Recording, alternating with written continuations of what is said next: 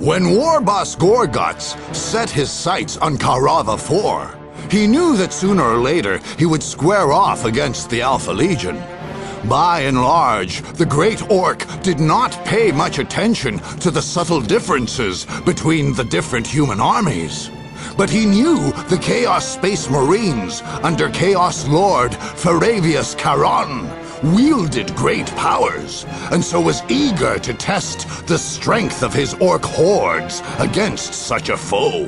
The greatest challenge for Gorguts' army was the unnerving face that the legions of chaos present to their foes. What the Alpha Legion had in horror and the dark powers of chaos, the Orks made up for in sheer numbers, size, and strength.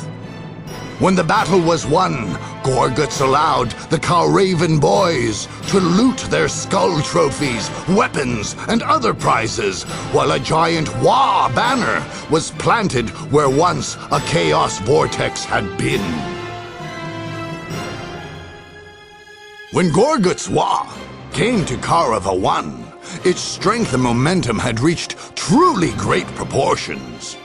For a brief moment, the thick, tiered defenses and heavy munitions of the Imperial Guard's stronghold threatened to stall, or worse yet, break the Warlord's Orkish avalanche.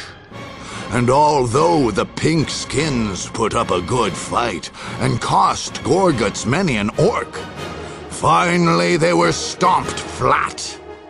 This was the first victory the old Karava Ork clans had ever achieved on the city world of Karava 1.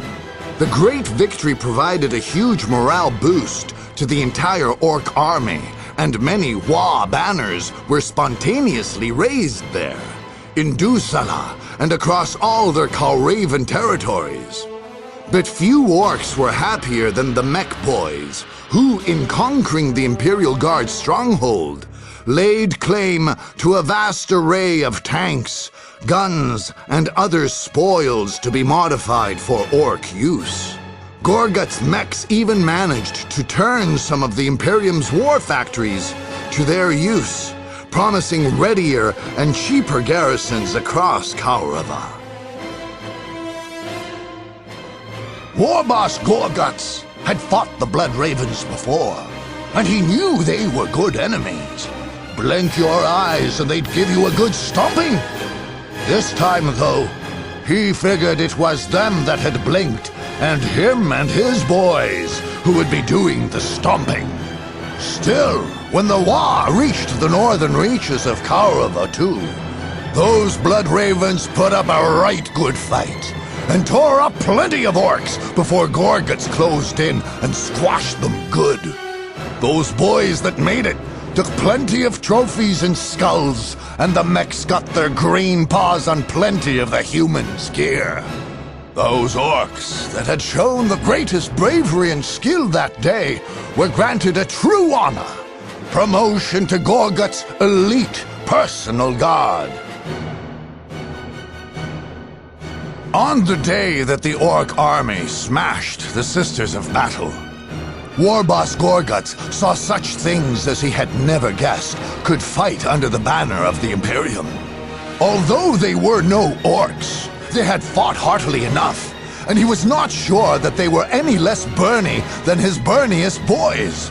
He suspected that they even had their own form of Wa. Although anyone knows you can't have a Wa without proper banners. Gorguts and his elite guard claimed many trophies from the gear of the Sisterhood, being a type of human soldier they had heard of, but never before encountered. For years to come, the formidable War Boss was obsessed by the winged flight of the living saint who had fought him, going so far as to ask his best mech boys to see about making him wings of a similar kind.